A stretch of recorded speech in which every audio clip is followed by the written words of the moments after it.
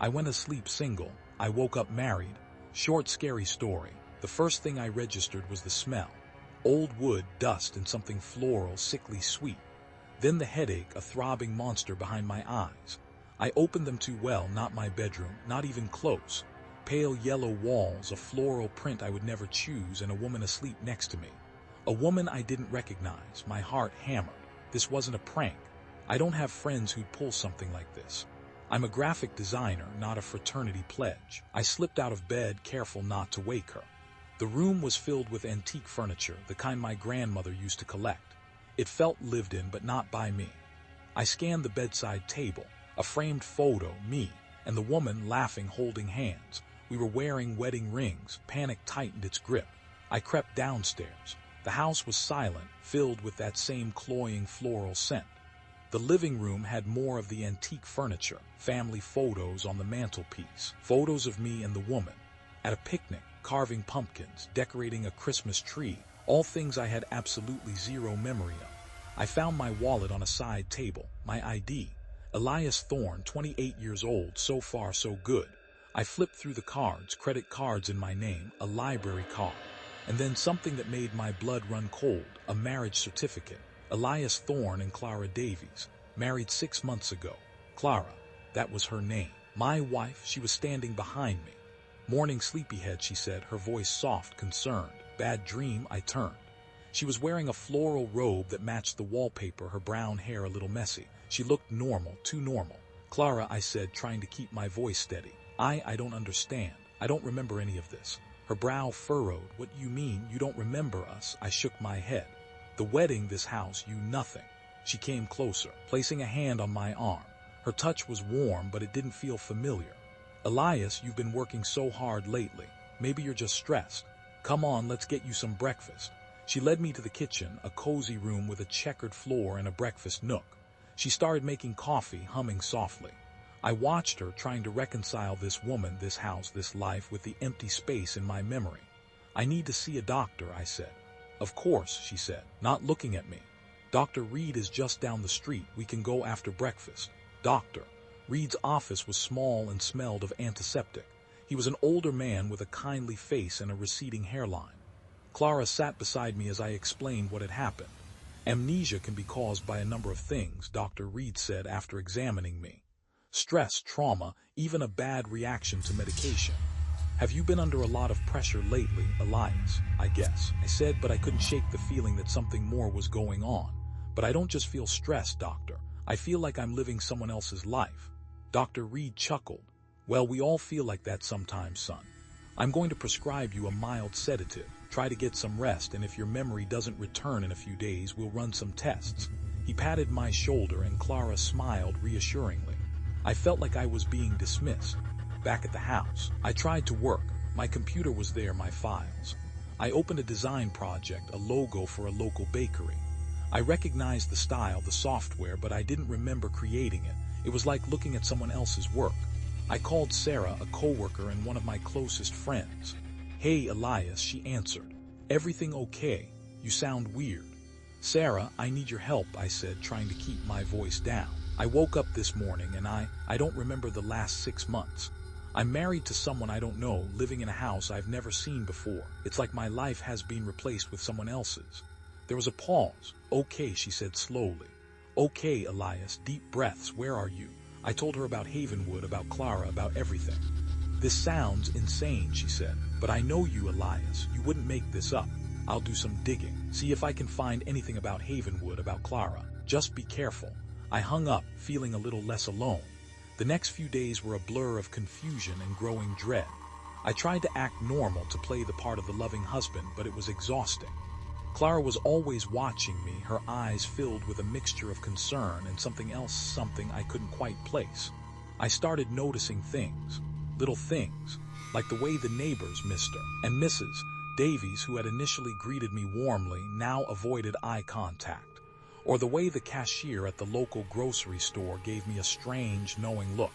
It was as if everyone in Havenwood was in on some secret I wasn't privy to. I began having flashes of memories, images of a different life, a different city, a different apartment. a different me, but they were fleeting like dreams slipping through my fingers. One night I found Clara rummaging through her purse. She quickly slammed it shut when she saw me. "What were you looking for?" I asked. "Just some lipstick," she said, her voice a little too high. Later, when she was asleep, I crept into the bathroom and opened her purse. I found a bottle of pills. No label, just small white pills. The kind Dr. Reed hadn't prescribed. My paranoia kicked into overdrive. I had to find out what was going on. I started exploring the house, searching for clues. The basement was damp and musty, filled with old boxes and forgotten furniture. I noticed strange symbols etched into the concrete walls. Symbols I didn't recognize. Then I found it, a locked door. I tried the handle, locked tight. "What's in there?" I asked Clara the next morning, trying to sound casual. She stiffened. "Nothing, just some old storage." "Can I see it?" "No," she said sharply. "It's a mess. You wouldn't be interested." That night I waited until Clara was asleep. Then I took a crowbar from the garage and went down to the basement. It took some effort, but I managed to pry the lock open. The room was small and windowless, lit only by the beam of my flashlight. The air was thick with the same cloying floral scent that permeated the house, only stronger. And then I saw it. An altar, made of rough-hewn wood, stained with something dark and dried. And on the altar, a book, a leather-bound journal. I opened it.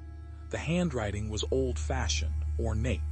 It was a diary chronicling the history of Havenwood, a history of strange rituals, of disappearances, of a malevolent entity that dwelled in the surrounding mountains, an entity that demanded sacrifices. The journal described how the townspeople integrated outsiders into their community, how they erased their memories and replaced them with false ones, how they became part of Havenwood. I felt a cold dread creeping up my spine. This wasn't amnesia. This was something far more sinister.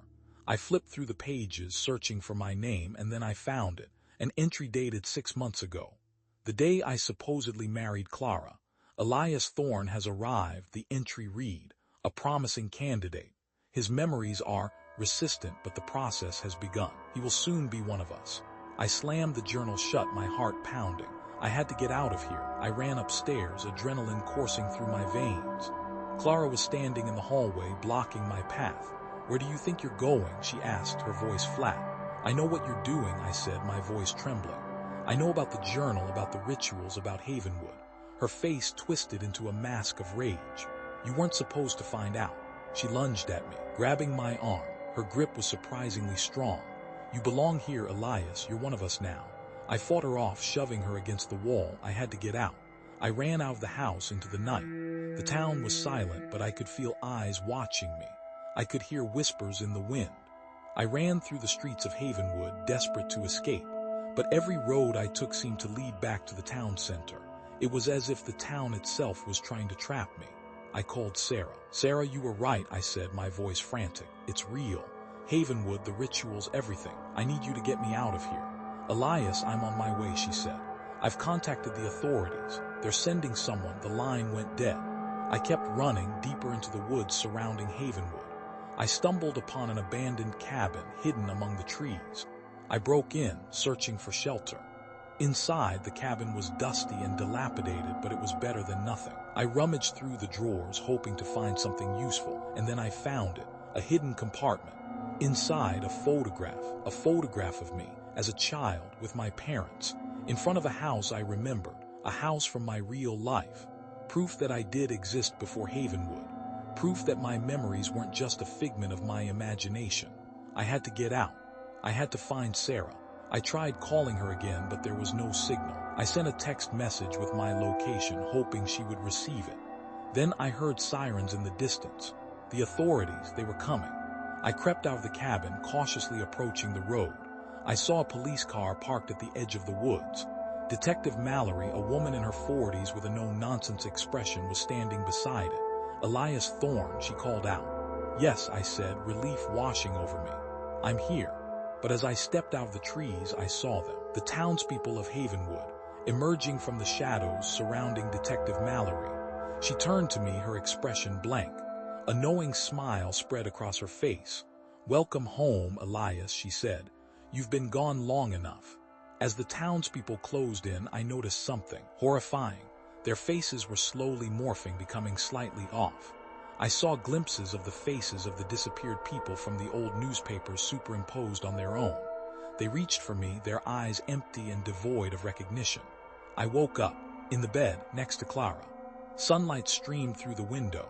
The smell of old wood and floral perfume filled the air. I sat up, my heart pounding. It had all been a dream, a horrible, vivid dream. "Good morning, darling," Clara said, smiling sweetly. "Sleep well." She brought me coffee. I took it, my hand trembling. She was wearing something new.